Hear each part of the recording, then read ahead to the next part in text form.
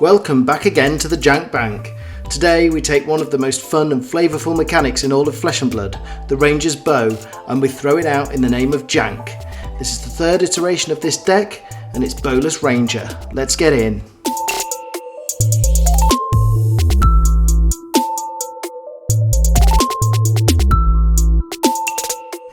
Azalea is the original Ranger from Arcane Rising. She does Ranger things. Her ability needs arrows, and to fire them you need a bow, and we're not using a bow. I'm not going to lie to you, this deck's been pretty hard build. I've got it wrong several times, hence this is version 3.0. Anyway, we're still throwing out all those bows in favour of a rusty sword that breaks after 3 swings. I think this time we've got something that kind of works. I mean, as far as it's able to work. Anyway, let's get into it. In the head slot we're running the Skullbone Cross Wrap. It's a really good bit of kit because it allows us to opt one if we flip a card in Arsenal, which when coupled with Azalea's ability offers us some extra card selection. It looks like it'll block well, but it doesn't. It blocks for 1 and crumbles when you do block with it. Fiondar's Spring Tunic, obvious reasons why we're running that. Braces of Belief gives us a buff and a pseudo opt. Snapdragon Scalers is a threat of onboard go again. We've also got some extra protection and some null rune in the kit bag. Azalea really loves being a ranger, and that means she likes doing ranger things, which without a bow is pretty tricky. But there is one ranger thing we can do. We can use Take Cover to reload. Reloading's good anyway because we want to use Skullbone Crosswrap's ability.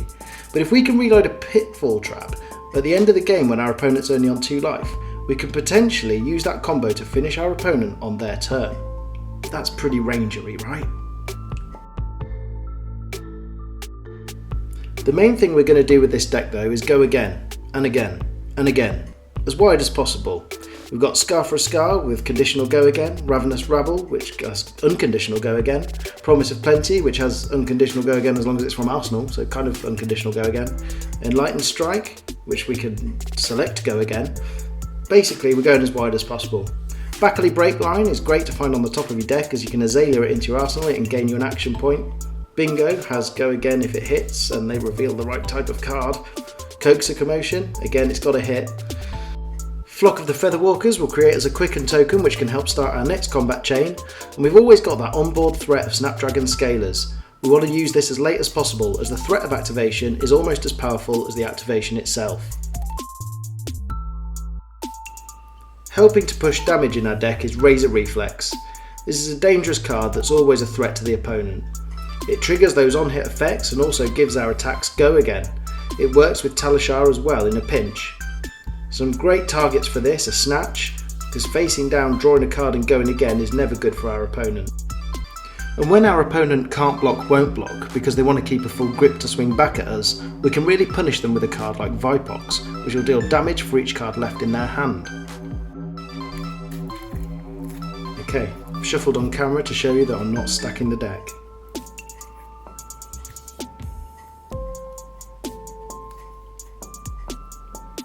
Okay, 4 cards in hand, a little bit of spice, Flock of the Featherwalkers in Arsenal. Tick up the Tunic, Skullbone Crosswrap, hopefully we get some good card selection. Pitfall Trap, that's our win con. If this is the last few turns of the game, we've got it. Okay, let's play towards that win con. Coaxer Commotion looks good. It's got to hit though. Yeah, let's play Coaxer Commotion. If it hits, we'll choose Quicken. We're going to use the Snapdragon Scalers to give it go again. Let's say it hits. Come on, throw me a bone. I'm playing Bowless Ranger. It hits, so we can gain go again. We're going to play the Flock of the Featherwalkers, and we'll use the Tunic counter, although I don't show it on here. We reveal the Snatch.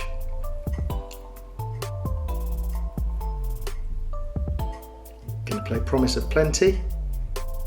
It's got the Quicken token, so it will gain go again. We'll play the Snatch. We know we've got the Pitfall Trap on top, which we're going to draw, so we're going to Arsenal this, draw our 4, and then on their turn we've got our win con. We're going to reload, and then we're going to play out our pitfall trap to combo off for the win. Okay, let's do a turn where we're not in Magical Christmas Land. Draw up. Yeah, this'll play, this is alright.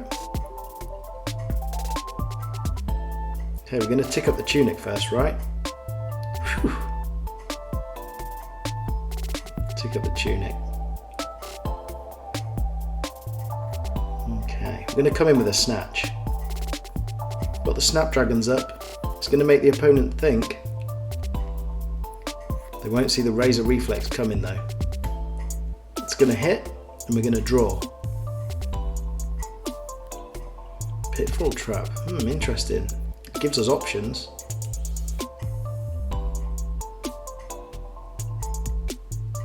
Well, I suppose those options are, we could either Arsenal the pitfall trap if that's our win con. We could bottom the pitfall trap and come in with Enlightened Strike for 7. Or we can pitch for 2, swing the Talishar and Arsenal the E-Strike for next turn. The deck only runs 6 blue pitch cards. It's pretty lean though, and this tends to be enough along with the 8 yellows that we're running as well. 22 possible sources of go again in the deck, although some of them are pretty ropey.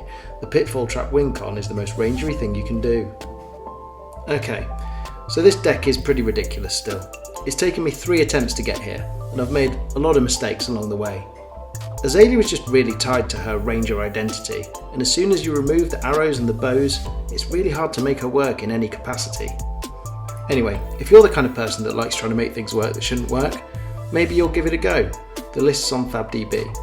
I'll be trying to make it work in a casual gameplay video soon. Subscribe for that. Until next time, see you there.